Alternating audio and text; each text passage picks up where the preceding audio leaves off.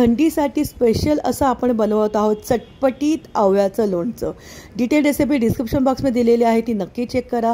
150 gram पिवळी मोहरी घेतली आहे, 50 ग्रॅम लाल मोहरी घेतली आहे, काश्मीरी मिरची पावडर, तिखट लाल मिरची पावडर, हळद, मेथी दाणे आणि बडीशेप घेतले।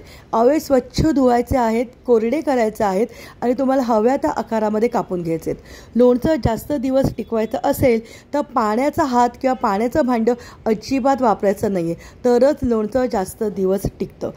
सगळे आवळे कापून झालेले आहेत। आता हे जे मसाले आहेत त्याला आपण मंद आचेवरती परतून घेऊया। पिवळी मोहरीची डाळ अर्धी घेतलेली आहे, त्याच्यामध्ये लाल मोहरी घेतलेली आहे, बडीशेप आहे, मेथी दाणे आहेत।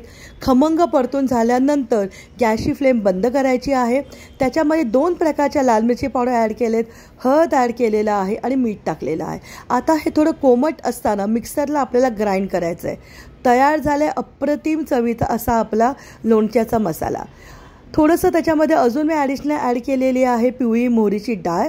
इथे तेल गरम करायचं आहे 250 ग्रॅम। तेल चांगलं कडकडीत गरम झालं, गॅस बंद करायचा आहे आणि थोडं कमी टेम्परेचर झाल्यानंतर 1 टेबलस्पून हिंग टाकायचं आहे। लोणच्याचा मसाला आवळ्याला सगळा लावून ठेवून 1 तास झाकून ठेवलं होतं। तेल थंड झाल्यानंतर आवळ्यामध्ये टाकायचं आहे।